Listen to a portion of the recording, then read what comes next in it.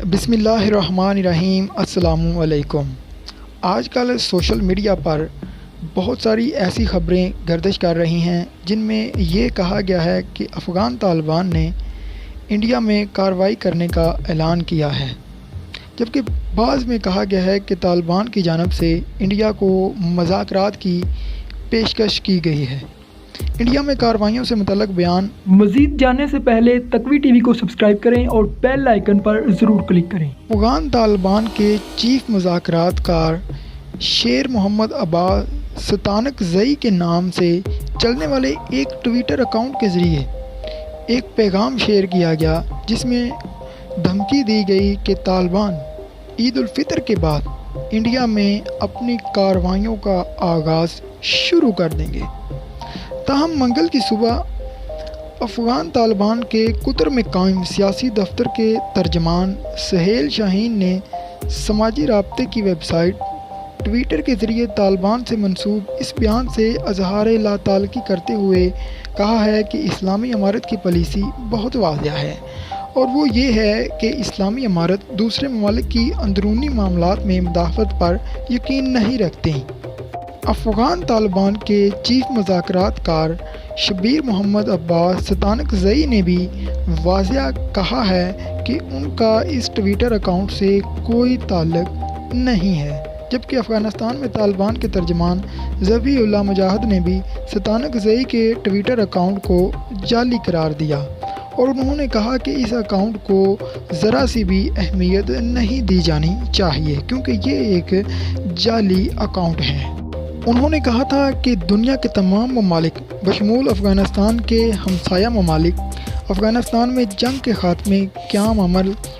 اور غیر ملکی افواج کے انخلاء میں اپنا کردار ادا کریں۔ انہوں نے یہ بھی کہا کہ انڈیا کو چاہیے کہ وہ افغانستان کے بارے میں اپنی پالیسی پر نظر ثانی کرے، اور اگر انڈیا کی حکومت افغانستان میں قیام امن اور اس جنگ زدہ ملک کی ترقی میں کردار ادا کرنا چاہے تو وہ اسے خوش آئند قرار دیں گے۔ ان بیانات کا مقصد کیا ہے؟ اب ہم اس پر بات کرتے ہیں۔ انڈیا کے سابق سفیر راجیو ڈوگرا کا کہنا ہے کہ حالیہ دنوں میں انڈیا اور افغانستان کے تعلقات میں طالبان کے کردار کے حوالے سے ایک بڑا ہی نیا اور دلچسپ موڑ آیا ہے۔ بالالفاظ دیگر نیا موڑ لانے کی کوشش کی جا رہی ہے۔ یاد رہے کہ افغانستان کے امور پر امریکہ کے خصوصی مشیر زلمے خلیل زاد حال ہی میں انڈیا کے دورے پر آئے ہوئے تھے، اور انڈین ذرائع ابلاغ کے مطابق انہوں نے انڈیا کے سفارتکاروں اور وزارت خارجہ کے عہدیداروں پر زور دیا تھا کہ انڈیا کو طالبان سے بات چیت کرنی چاہیے۔ راجیو ڈوگرا کا کہنا تھا کہ دراصل امریکہ ایسا اس لیے چاہتا ہے کیونکہ وہ افغانستان سے محفوظ انخلاء چاہتا ہے، اور امریکہ کی خواہش یہ ہے کہ پاکستان اس سے متعلق جتنی جلدی اپنی رضامندی ظاہر کر دے اتنا ہی بہتر ہوگا۔ ان کے مطابق طالبان کے معاملے میں یہ بات واضح ہے کہ اسے پاکستان کے مارخور یعنی کہ ISI ہینڈل کرتی ہے، لیکن ISI کے طریقے میں بھی بدلاؤ آیا ہے، اور وہ یہ کہ جہاں سن 2001 میں وہ صرف ایک طالبان کی حمایت کر رہی تھی، آج وہ اس کے کئی دھڑوں کی حمایت کرتی ہے، تاکہ اگر کوئی ایک گروہ ان کی نہ سنے تو وہ دوسرے کا استعمال کریں۔ سابق انڈین سفارتکار کا کہنا ہے کہ طالبان کی جانب سے انڈیا کے خلاف نرمی کو ہم تسلیم نہیں کر سکتے، کیونکہ یہ ایک سچائی ہے کہ اس نے افغانستان میں انڈیا کے سفارت خانے کو بم سے اڑانے کی کوشش کی تھی، یا پھر گزشتہ دنوں میں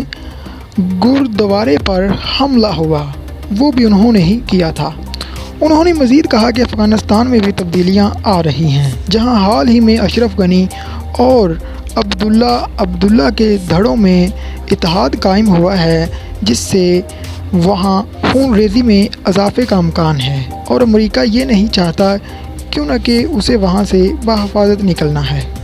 دوسری جانب افغان امور پر لکھنے والے سینئر صحافی عقیل یوسف زئی نے بھی ایک نامہ نگار عبداللہ خان سے بات کرتے ہوئے کہا ہے کہ حالیہ بیانات اہم پیش رفت ہیں، کیونکہ انڈیا کا طالبان کی پالیسیوں کے خلاف رویہ جارحانہ ہے، اور یہی بات ہے کہ طالبان نے افغانستان میں انڈیا کے کردار کو کبھی تسلیم نہیں کیا ہے۔ ان کا کہنا تھا کہ انڈیا افغانستان میں بائیں بازو کی جمہوریت پسند جماعتوں یا ایسے گروپوں کی حمایت کرتا ہے جو زیادہ آزاد پالیسیاں رکھتے رہے ہیں۔ ان کا مزید کہنا تھا کہ اب امریکہ کی طالبان کے حوالے سے پالیسی میں تبدیلی آئی ہے، اور امریکہ کے افغانستان کے لیے نمائندے زلمے خلیل زاد نے گزشتہ دنوں اس خطے کا دورہ کیا تھا۔ انڈیا کے دورے کے دوران ایک انٹرویو میں ان کا کہنا تھا کہ انڈیا کو چاہیے کہ وہ براہ راست طالبان کے ساتھ مذاکرات کرے۔ افغانستان میں قیام امن کے لیے امریکہ اور طالبان نے رواں برس 29 فروری کو قطر میں ایک معاہدے پر دستخط کیے تھے، جس کے تحت طالبان اور افغان حکومت کے قیدیوں کی رہائی، بین الافغان مذاکرات اور پھر عالمی سطح پر بات چیت کے ذریعے ایک قومی حکومت کا قیام عمل میں لانا ہے۔ اس معاہدے پر اب تک صرف اتنا عمل درآمد ہوا ہے کہ دونوں جانب سے کچھ قیدیوں کو رہا کیا گیا ہے، لیکن بڑی تعداد میں قیدیوں کی رہائی کا عمل اب تک باقی ہے۔ قطر میں طے کیے گئے اس امن معاہدے پر دستخط کی تقریب میں بیشتر ممالک کے نمائندوں نے شرکت کی تھی، لیکن انڈیا اور ایران کی نمائندگی وہاں موجود نہیں تھی۔ عقیل یوسف زئی کے مطابق اب حالیہ دنوں میں افغانستان میں صدر اشرف غنی اور عبداللہ کے درمیان معاہدہ طے پا گیا ہے، اور اس معاہدے میں ایران کے وزیر خارجہ کا اہم کردار رہا ہے۔ تقوی ٹی وی کو سبسکرائب کریں اور بیل آئیکن پر ضرور کلک کریں۔